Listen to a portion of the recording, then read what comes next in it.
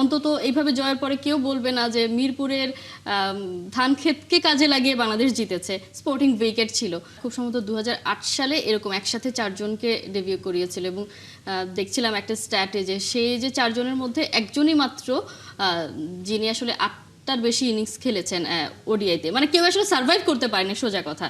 মানে এই যে পাকিস্তানে এরকম এরকম ডিসিশন, হুটহাট ডিসিশন, আমরা দেখেছি বাবর আজমকে বাদ দিয়ে দিয়েছেন এবং সেটাতে শাহিন শাহ আফ্রিদি বলেছেন বাদ যায়নি, আমরা এক্সপেরিমেন্ট করছি বা তরুণদের সুযোগ দিচ্ছি।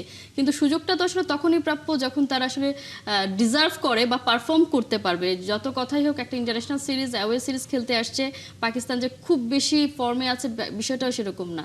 সেই জায়গায় তারা এরকম একটা সাহস বা দুঃসাহস দেখিয়ে ফেললো বাংলাদেশে। না, এর দুঃসাহস দেখানোর মূল কারণটা হলো যে ফর্মে যে নেই তা কিন্তু না। পাকিস্তান কিন্তু ঘরের মাটিতে অস্ট্রেলিয়াকে হারিয়ে এসেছে এবং তার চেয়ে বড় বিষয়টা হলো যে তাদের র্যাঙ্কিং কিন্তু এই মুহূর্তে আপনার 5 বা 4 এর মধ্যে র্যাঙ্কিং রয়েছে। সো তাদের 2027 যে বিশ্বকাপ, সেই বিশ্বকাপ খেলা নিয়ে তেমন বড় কোনো সংশয় নেই। এই কারণে তারা এই টুর্নামেন্ট, এই সিরিজটাকে একটা এক্সপেরিমেন্টের ক্ষেত্র হিসেবে কিন্তু ইউজ করেছে। তারা জানে যে বাবর আজম খুবই মানে আপনার সিজনাল ক্যাম্পেইন তার এক্সপিরিয়েন্স রয়েছে, তার কাছ থেকে তাকে এই সিরিজে না খেলিয়ে নতুন কাউকে যদি খেলানো হয় এবং সেখানে তিনি যদি ভালো সেই নতুন খেলোয়াড় যদি পারফরমেন্স করতে পারেন তাহলে পরবর্তীতে হতে তাকে কাজে লাগানো যেতে পারে। সো সবকিছু মিলে পাকিস্তানের এই দলটাকে আপনি বলতে পারেন যে একটা ট্রানজিশনাল পিরিয়ড তারা রয়েছে এবং যখনই আপনি কোনো একটা দল ট্রানজিশনাল পিরিয়ড থাকে সেখানে যখন নতুন খেলোয়াড়কে ইনপুট দেওয়া হয়, সেই খেলোয়াড় যদি পারফরমেন্স করে ফেলেন তাহলে খুবই ভালো, আর যদি পারফরমেন্স না করেন তখন এই ধরনের সমালোচনাটুকু উঠে আর কি। সো আমার কাছে মনে হচ্ছে যে পাকিস্তান প্রথম ম্যাচে যেভাবে বাজে পারফরমেন্স করেছে সেখান থেকে বাউন্স ব্যাক করবে, খুব সম্ভবত বাউন্স ব্যাক করবে, কারণ এই দলের সবাই যে আপনি ইয়াং ক্রিকেটার রয়েছেন তা কিন্তু না।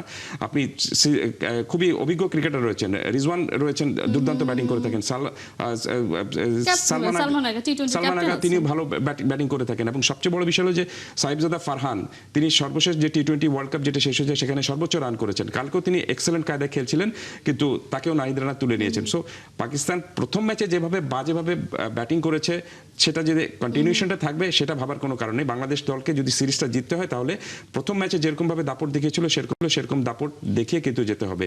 আর যেহেতু বাংলাদেশের সামনে একটা বড় ধরনের সুযোগ রয়েছে পাকিস্তানকে আবার এই সিরিজে হারানোর জন্য, সো আমি মনে করি যে সেই টেন্ডেন্সি নিয়ে বাংলাদেশ যদি গো ফর কিল এই প্ল্যানে যেতে পারে তাহলে আমার কাছে মনে হচ্ছে যে এই সিরিজটা বাংলাদেশ জিততে পারবে। তবে কেন জানি আমার কাছে মনে হচ্ছে যে এই ম্যাচে, প্রথম ম্যাচে বাংলাদেশ যে 3 জন পেসার নিয়ে খেলেছিল, কে জানে এমন হতে পারে যে পরের ম্যাচে 4 জন পেসার হয়তো একাদশের সুযোগ পেতে পারে। সেটাও হতে পারে, সুযোগ আছে, যেহেতু একটা ম্যাচ জিতে একটু আপার হ্যান্ডেও আছে, সাইকোলজিক্যালিও খাতা কলমেও সেদিক থেকে সেই সুযোগটা বাংলাদেশ নিতেও পারে। অন্তত এইভাবে জয়ের পরে কেউ বলবে না যে মিরপুরের ধান ক্ষেতকে কাজে লাগিয়ে বাংলাদেশ জিতেছে। স্পোর্টিং উইকেট ছিল সবার জন্য সমান, সেটা আমরা তানজিদ তামিমের ব্যাটিং দেখো বুঝতে পেরেছি। আমরা একটু কথা বলতে চাই